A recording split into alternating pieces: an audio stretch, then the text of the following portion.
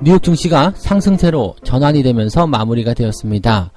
중동 지역에 대한 불안감 여전히 지속되고 있지만 한시적일 것이다. 그리고 중동 지역에 대한 불안감보다도 증시에 대한 펀더멘털 기대감이 훨씬 더 크다라는 이야기가 나왔습니다.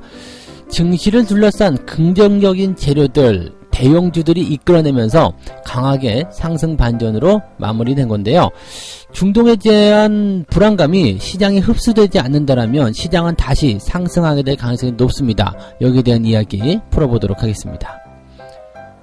국내 증권사에서는 중동 리스크가 확산이 된다면 또 중동 지역에서 이란과 미국의 전면전이 일어나게 된다면 코스피 지수는 영향을 크게 받고 1800선까지 밀릴 것이다 라는 다소 공포스러운 이야기들을 많이 했습니다. 중동 리스크에 한국 증시는 왜 이렇게 크게 반응을 했는지 또 이러한 부분들이 미국에서 흡수가 된다면 한국은 어떤 식으로 반응이 나올 것인지 여기에 대해서도 같이 알아보도록 하겠습니다. 라임 펀드 많이 이야기 들어보셨죠? 지금 현재 라임 자산운용사의 그 펀드에 대한 그 조사가 이루어지고 있는 상황인데요. 이 펀드 수익률을 조작했다는 의혹에 대해서 사기인지 아닌지 여기에서 갑론을박이 굉장히 크다라고 합니다. 정황상으로서는 불공정 거래가 맞다라고까지 하는데 이것을 사기가 아니다라고 얘기하고 있는데 도대체 이게 무슨 얘기인지 한번 들어가서 알아보도록 하겠습니다.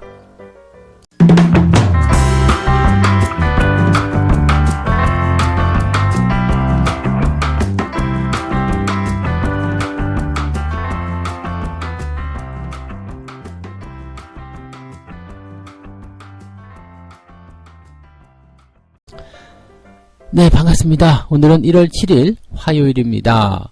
비가 많이 오네요. 네, 뉴스를 보면은 비가 많이 오니까 뭐 이제 축대라든지 또는 산사태 이런 것들에 주의를 해달라는 이야기를 하고 있습니다. 주식시장도 이렇게 일기예보처럼 무언가 좀 탁탁 알아낼 수 있고 예고를 좀 볼 수 있으면 참 좋을 것 같아요. 그러면 미리미리 이렇게 대비를 하잖아요. 그러니까 비가 많이 오니까 뭐 산사태에 대해서 또는 지반이 약한 지역에 대해서는 주의를 해라 이런 식으로 시장이 조정을 받을 것이니까 리스크 큰 종목들은 미리 매도를 해라. 시장이 올라갈 테니까 이제는 주식을 사라.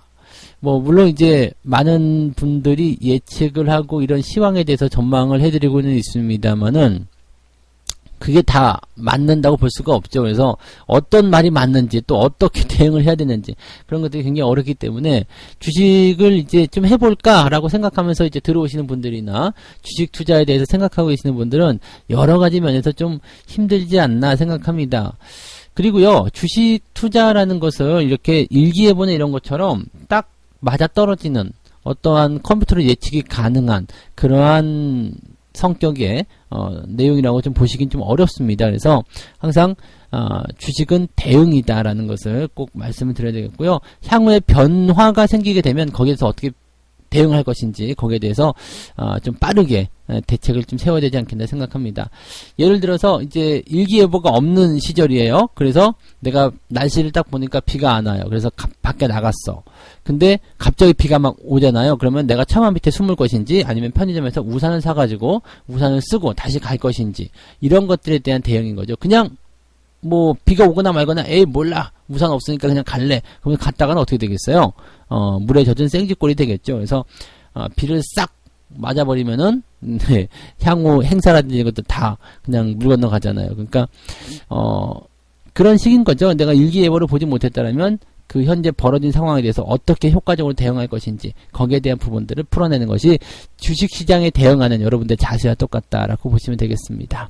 이해가 좀 되셨으면 좋겠는데요. 네, 자 어쨌든 첫 번째 이야기 가도록 하겠습니다.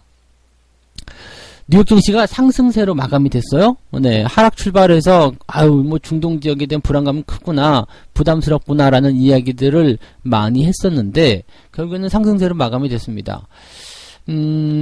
군부 실세 이제 그 사살된 사람이죠. 그 거셈 솔레이마니 이 사령관의 장례식을 일단 치렀어요. 이란이. 그러고 나서 보복을 하겠다라고 계속 이야기합니다. 미국은 여기에 대해서 이란이 만약에 보복할 경우에는 강력하게 재보복하겠다 이런 얘기가 있죠. 그러니까 이란은 일단 보복에 대해서는 자세한 이야기를 하진 않았습니다만은 미국은 구체적으로 얘기하죠. 두 곳, 쉬운 두 곳에 대한 타격 지역을 우리는 가지고 있다. 그래서 이란이 만약에 보복을 하게 된다면 이 52가지, 이 52개의 지역에 대해서는 신속하고 심각한 어떤 공습이 추가적으로 나올 것이다. 사실 이렇게 되면 이제 전면전이죠. 전쟁이나 마찬가지입니다. 그래서 만약에 이렇게 된다면 굉장히 큰 불안감이 나올 것이다 라는 얘기들이 있었는데 이 정도까지는 가지 않는 것 같아요. 그래서 뭐 이런 불안감들이 있다고 하더라도 전면전으로 가지 않을 것이다. 전쟁이 일어나지 않을 것이다. 그리고 이제 한시적으로 그냥 끝날 것이다 라는 어떤 그런 예상들이 지금 지배적으로 나오고 있기 때문에 사실 이란의 입장에서 본다라면 뭐 보복에 대한 어떤 이야기들을 계속 해야 되는 상황이긴 합니다만 그렇다고 미국을 상대로 전쟁을 일으키기도 약간은 애매하죠. 이겨먹기가 조금 쉽지 않은 상태잖아요. 그리고 이란은 지금 핵 합의를 사실상 탈퇴하겠다라고 선언을 했단 말이에요. 그러니까 핵 합의를 탈퇴를 하게 됐다는 것은 핵무기를 만들 수 있다라는 어떤 포인트가 또 되는 거거든요. 근데 미국은 이란은 핵무기를 절대 만들 수 없을 것이다. 뭐 자기들이 하고 싶은 얘기들만 계속하면서 또 말싸움들을 하고 있는데 과거에 우리 그 북한과 미국이 서로 막 이야기했던 거 그때 기억나시나요?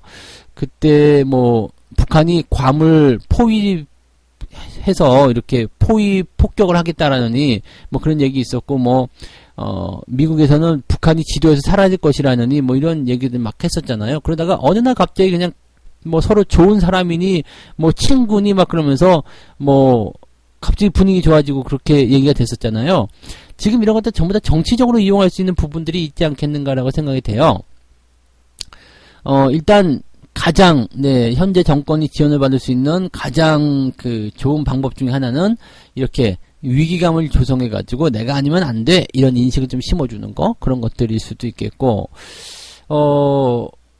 이렇게 좀 분위기를 이런 식으로 조정을 해놓고 나서 이것을 극적으로 해결시키고 또 주가를 끌어올리는 그런 형태로 가게 되면은 지지를 또 많이 받게 될 수 있는 가능성이 많다는 이야기죠. 꼭 이렇게 정치적으로 활용하지 않는다고 하더라도 객관적인 상태에서 봤을 때 미국과 이란이 전쟁을 통해서 서로 이제 그 화력전을 하게 된다면 이란이 이길 가능성이 지금 별로 없잖아요. 그렇기 때문에 현재 시점에서 그냥 객관적으로만 보더라도 중동 지역에서 불안감은 있겠죠. 그렇지만 전면전으로 일어나지 않을 가능성이 굉장히 높다라고 좀 볼 수가 있겠습니다. 그리고 재밌는 분석이 나온 것 중에 하나가 뭐냐면 미국이 해외에서 군사작전을 시작할 때마다 미국 증시가 랠리를 보였다. 이런 공식도 또 나오네요. 그래서 현재의 이제 중동 불안감이 크게 신경 쓰이지 않는다. 아예 모르겠다. 저런 거 뭐 중요하지 않다. 이런 식으로 증권가에서는 이야기가 나오고 있고요. 지금 시장에 대한 어떤 상승 흐름을 주도한 것이 이제 대형 기술 업종이다라는 얘기가 있어요. 그리고 페이스북, 아마존 이런 기업들이 1% 넘게 올랐고요. 넷플릭스와 알파벳은 2% 넘게 상승세를 보였다. 전체적으로 이제 대형주, 기술주 이런 기업들이 올라가게 되면은 기대감들은 계속 쏠리게 되어 있죠. 불안감은 있지만 증시는 계속 올라가네, 매수는 계속 들어오네, 괜찮은가 보다 라는 이야기가 나올 수도 있어요. 근데 어떻게 보면은 지금 안전자산 쪽으로 조금 이동했다라는 어떤 느낌들이 있잖아요. 지금 보면은 이제 MMF 쪽에서 자금들이 많이 이탈하고 있다는 얘기가 있거든요. MMF라는 것은 이제 단기성 자금인데 이것이 어디로 투자할지 잘 몰라라는 부분. 하지만 곧 증시나 아니면은 이런 위험자산 쪽에 투자할 거야 라는 어떤 기대감을 가지게 하는 것이 바로 이 MMF 쪽인데 요쪽에 들어가 있던 자금들이 조금 빠져나와 가지고 어디로 갔다고요? 뭐 이제 안전자산 쪽, 금이라든지 달러라든지 이런 쪽으로 갔을 것이다 라는 일단 분석도 좀 나오고 있습니다. 근데 미국 주식을 사들였을 것이다 라는 기대감도 좀 있어요. 그러니까 즉 위험자산을 완전히 벗어나기 좀 그렇고 위험자산 중에서 조금 괜찮다고 생각되는 미국 쪽으로 들어갔을 가능성도 있겠다. 즉 미국이 이걸 알고 있다는 얘기죠. 약간의 긴장감을 고조시키게 되면은 다른 쪽에 투자하는 자금들이 빠져나와서 미국 쪽으로 들어갈 가능성이 있다. 미국은 경기도 좋고 분위기도 좋고 앞으로 성장에 대한 어떤 펀더멘탈도 굉장히 튼튼하다라고 되어 있는 상태가 되면 어차피 지금 안전자산 쪽으로 가기는 좀 그렇고 아직까지는 시장이 또 경제가 좋아진다는데 주식에 투자해야지. 그렇지만 이런 그 위험한 이머징 마켓 쪽보다는 이 선진 시장 쪽에 투자해야 되겠다. 이런 생각이 든다는 얘기죠. 여러분 이걸 쉽게 생각하시려면은요. 그 주식 시장에 투자를 할 때 여러분들이 그냥 채권이나 예금이나 이런 거 하기보다는 주식을 해야지라고 생각하는 시점이에요. 그래서 주식 투자하기로 마음 먹었어. 근데 시장이 약간은 좀 불안한 것 같아요. 부담스러워요. 하지만 주식엔 투자해야 될 것 같아요. 그럴 때 어떻게 투자하죠? 개별주나 테마주나 이런 거 따라 들어가지 않고 뭐에 들어가요? 대형주에 들어가잖아요. 네. 우량주에 들어가잖아요. 그런 것과 같은 성격입니다. 그래서, 어떻게 본다라면은, 네. 아직 자금들은 위험자산 안쪽에 포진이 되어 있는데, 이머징이냐? 아니면 선진시장이냐? 즉, 조금 덜 위험한 그런 위험자산 쪽에 들어가 있는 포인트다라고 좀 보셔도 좋을 것 같아요. 그래서, 미국이 노리는 것이 어쩌면 그런 것들이 아닐까? 이런 생각이 좀 해볼 수가 있겠습니다. 현재 시점에서는 뭐 지금 다음 주에 무역 합의 서명에 대한 분위기, 그 다음에 연준은 매우 완화된 그런 금리 정책들 이런 것들 얘기하고 있기 때문에 뭐 별다른 문제는 없을 거라고 생각해요. 그래서 중동 지역만 사실 제외하게 되면은 시장은 지속적으로 원래 가려고 했었던 방향을 끄집어내서 계속 갈 것이다라는 얘기가 나오고 있는 거죠. 그러니까 실질적으로 이제 기대감들은 계속해서 작용이 되고 있다. 이렇게 보시면 될 것 같고요. 뭐 계속 시황에서도 말씀을 드렸지만 이 중동 문제가 시장에서 어떻게 흡수가 되느냐에 따라서 시장의 그 증시 방향성이 달라질 것이다. 이 정도 생각해 주시면 좋을 것 같습니다. 자, 뭐, 첫 번째 이야기는 특별하게 부담스럽지 않은 내용으로 시작을 했는데, 두 번째 이야기는 증권사에서 약간의 공포심을 만들어내는 그런 이야기가 나오고 있습니다. 증권사들은 왜 이렇게 좀 힘든 이야기를 꺼내는지 모르겠는데, 또 이제 시장이 반등하게 되면 이야기가 또 바뀌겠죠? 네. 지금 증권사 쪽에서는 어떻게 얘기 나왔냐면, 미국과 이란의 무력 충돌 가능성이 굉장히 커졌다. 그리고 만약에 전면전이 일어나게 된다면 이런 그 리스크의 어떤 부각이 나타나게 되면서 주가가 많이 하락할 것이다. 이런 얘기가 나오고 있습니다. 실질적으로는 그 국지적 도발 뭐 그런 가능성 뭐 그런 얘기가 있다. 뭐 그런 얘기도 있고요. 그 다음에 이런 것들 때문에 국제 유가가 급등을 하고 있고 뭐 뉴욕 증시도 하락을 했고 전 세계적으로 여기에 대한 불안감들이 커지고 있다. 그래서 한국 증시도 그래서 많이 빠진 것이다. 실제로 증시가 많이 하락하긴 했죠. 뭐 1% 정도 하락을 했기 때문에 뭐 코스닥 같은 경우는 더 많이 빠졌고요. 그러니까 리스크가 작용을 했을 것이다라는 어떤 분석들이 나온 거죠.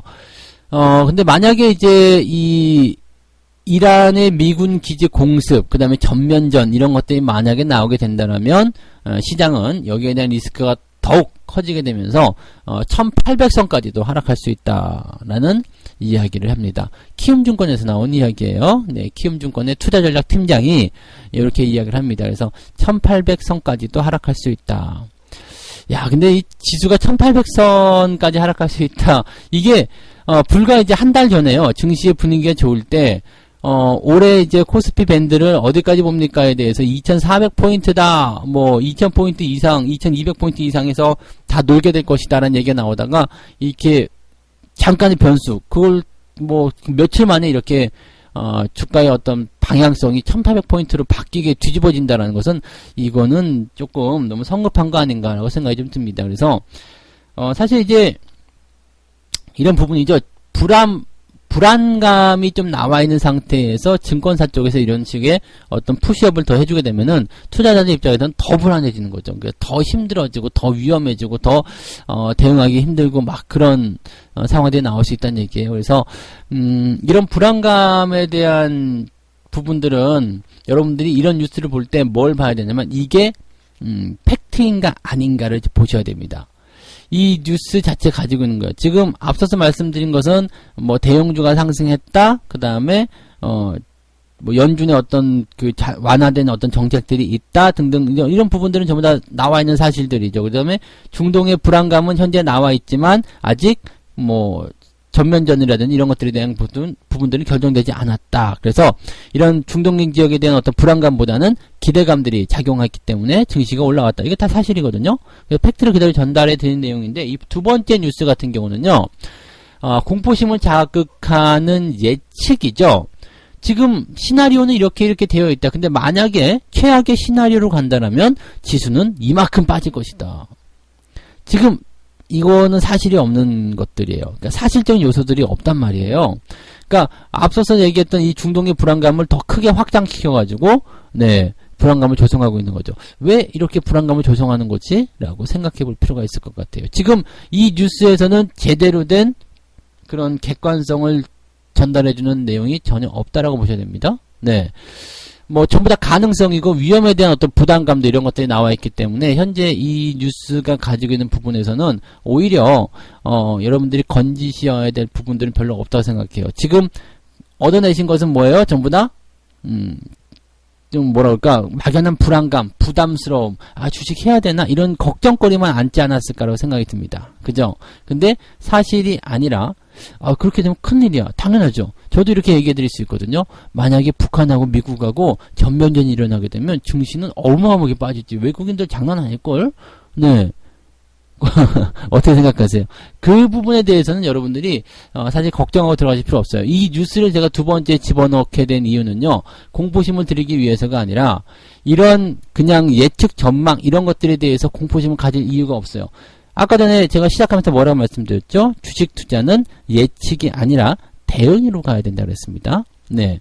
전면전이 일어났을 때는 거기에 맞춰서 행동을 해야 되는 거고요. 그렇지 않다면 현재 여기에 너무 빠져들어갈 필요가 없다라고 보시면 되겠습니다.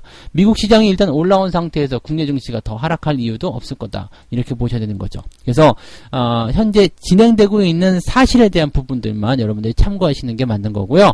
이렇게 예측성 보도에 대해서는 여러분들이 조금 걸러주셔라 이런 의미로 보시면 좋을 것 같습니다. 제목 자체가 굉장히 공포스럽지만 실제로 저 안에 있는 알맹이는 별로 없다라고 보셔야 됩니다. 네. 자, 세 번째 얘기하도록 하겠습니다. 라임 자산운용에 대한 펀드 수익률 축적 의혹. 라임 환매 중단, 이건 여러분들 많이 들어보셨을 거예요. 이 라임 자산운용이라는 데가 있습니다. 이게 국내 사모펀드 업계 1위예요. 예, 자산운용이란 건 뭔지 아시죠? 이게 돈을 위탁받아가지고 대신 투자해줘서 돈을 굴려주는 그런 거거든요. 근데 이 라임 자산운용이 문제가 여러 가지가 발생을 하게 되면서 지금 환매 중단이 나타났어요. 환매 중단이 지금 보면 1조 3천억? 네, 1조 원이 넘는 판매 중단 금액이다라고 얘기가 나옵니다. 그래서 어마어마한 포인트죠. 지금 현재 이제 이 라임 자산운용이 이 환매 중단이라는 것은 뭐냐면요. 투자자들이 돈을 돌려받지 못하고 있는 거예요. 그러니까 예를 들어서 나 이제 펀드 안 할래. 돈 내놓으세요. 이렇게 얘기해도 환매가 중단되었다라고 하면은 돈을 줄 수가 없는 그런 상태인 거죠. 그러니까 투자자 입장에서는 돈을 돌려받지 못하는 것이 그것만큼 큰 공포는 없잖아요. 지금 그런 상태가 벌어진 거고요.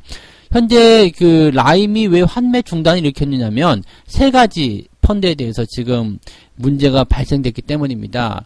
이 하나는 뭐냐면 사모채권에 대한 거, 하나는 이제 메자닌, 그 다음에 무역금융인데 이 무역금융은 지금 사기로 판명이 났죠. 네, 글로벌 폰지 사기. 예, 여기에 지금 휘말렸다라고 되어 있거든요. 그러니까 무역금융 펀드라는 것이 뭐냐면 무역금융을 무역에 그러니까 해외 쪽에 투자를 했는데. 이것이 뭐냐면 이제 글로벌 폰지 사기였다 이런 식으로 나왔습니다. 그래서 사기에 휘말렸기 때문에 이것은 이제 피해가 된 것이다라고 된 건데 또 한 가지 부분을 보면은 이 메자닌이라는 것이 있습니다. 이 메자닌이 뭐냐면은요. 이게 이탈리아어래요. 그래서 1층과 2층 사이 라운지 공간이라고 하는데 이게 정확히 무슨 공간인지는 모르겠습니다만 쉽게 얘기해서 이제 그 완충 구간 아니면 이것도 되고 저것도 되는 구간? 너는 엄마 편이야 아빠 편이야 이런 거 봤을 때 나는 엄마 아빠 편이 하면서 엄마 아빠 중간에서 탁 그냥 얄밉게 자고 있는 아이들 그런 거 되게 얄미운 건가 모르겠습니다만 네 엄마와 아빠 사이에 들어가 있는 아이와 같은 그런 존재죠. 그래서 이게 뭐냐면 이제 주식과 채권의 중간 즈음이라고 되어 있습니다. 그럼 여기서 이제 여러분이 힌트가 좀 나올 것 같아요. 메자닌은 주식과 채권의 중간 즈음. 이건 뭐예요? 전환사채, 신주 인수권부사채 이런 거잖아요. 지금은 채권이지만 주식으로 전환할 수 있는 그런 것들 이제 메자닌이라고 한다. 이렇게 생각하시면 됩니다. 근데 이 메자닌 펀드는요, 일단 여러분들 뭐 CB나 이런 것들, BW 투자해 보신 분들은 아시겠습니다만, 이게 만기가요, 제법 길어요. 보통 이제 3년 정도 해가지고 들어오는 거고요.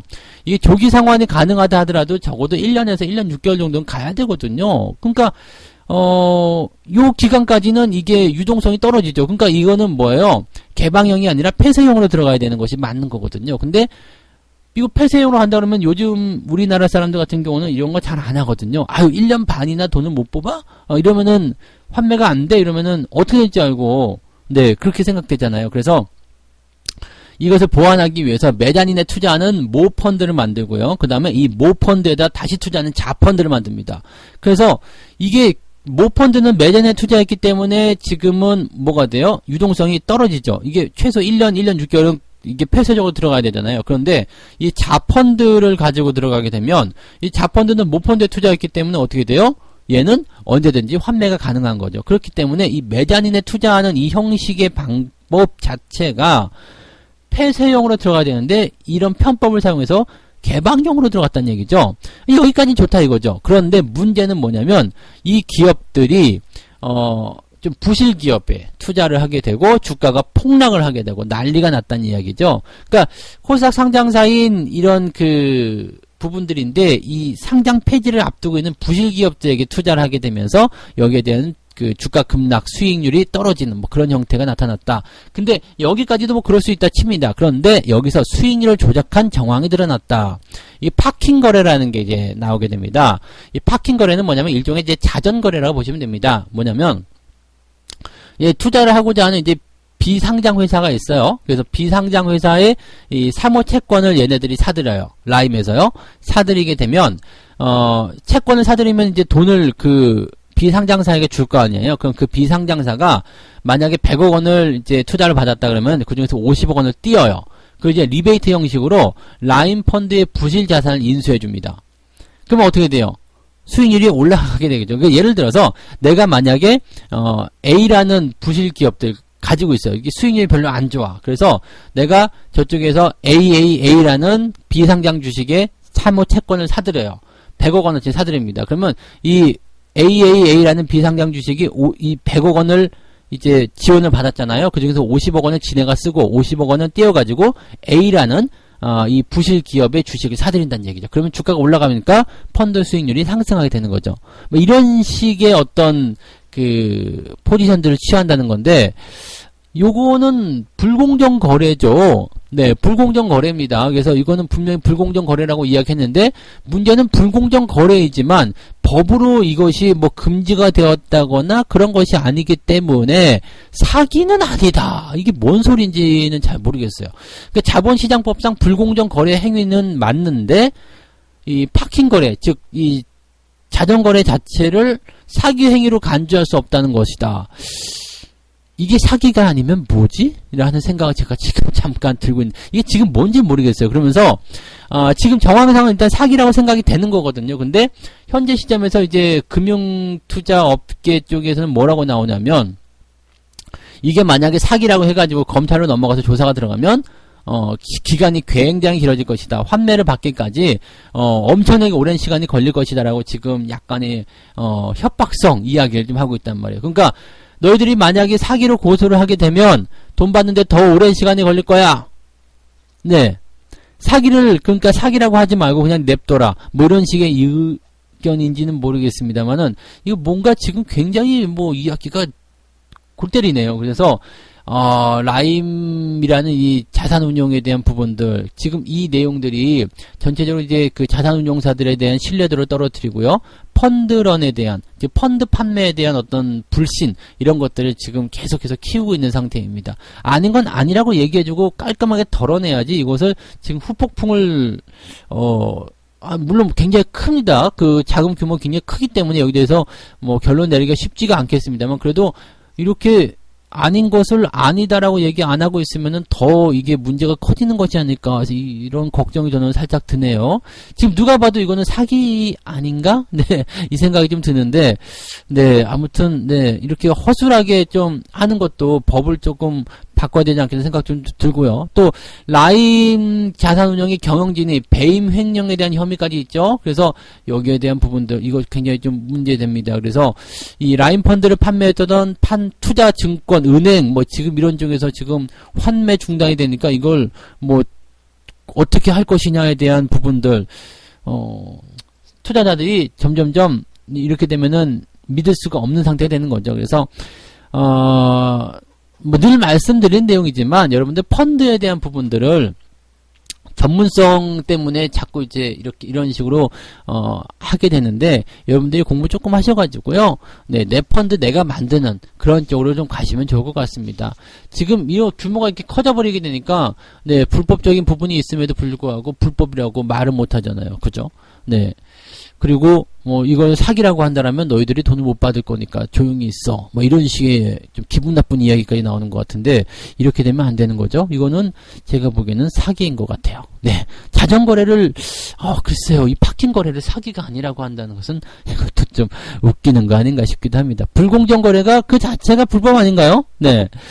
자, 어쨌든 판단은 여기까지만 하도록 하겠습니다. 자, 그래서 여기까지 이야기 해드렸고요. 오늘 세 가지 이야기 말씀드렸습니다. 이야기가 좀 길어졌어요. 네, 뉴욕 증시는 일단 상승 전환에서 기대감은 좀 커져 있는 상태이다. 뭐 중동의 불안감은 있지만 증시 펀더멘털에 대한 기대감이 굉장히 크게 작용되면서 긍정적으로 움직였다. 이렇게 얘기가 됐고요. 중동 리스크가 전면전으로 확산됐을 경우에는 코스피가 1800까지 밀린다는 얘기가 있지만 이것은 그냥 소설에 불과하다.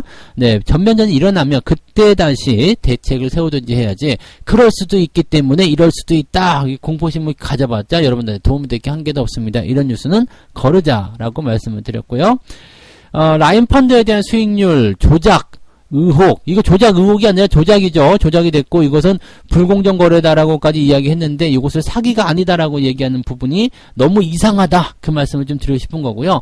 뭐 판단은 여러분들이 하셔야 되는 거지만 여기서 우리가 배울 교훈은 뭐예요? 내 펀드 내가 짜자. 네, 그 팜 시스템에 대한 이야기들을 다시 한번 해드리고 싶은 내용입니다.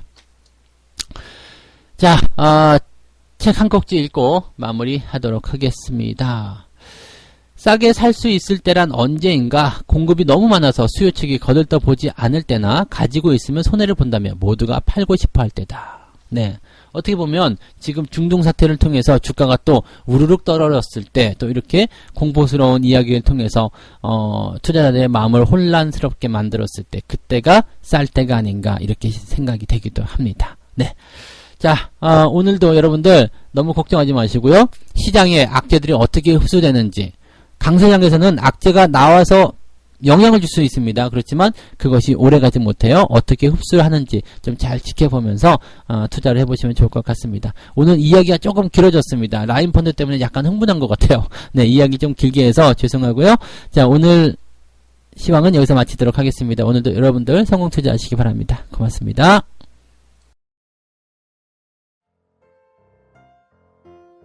본 방송에서 제공되는 모든 정보는 투자 판단의 참고 자료이며 투자의 최종 책임은 본 방송을 이용하는 본인에게 있습니다.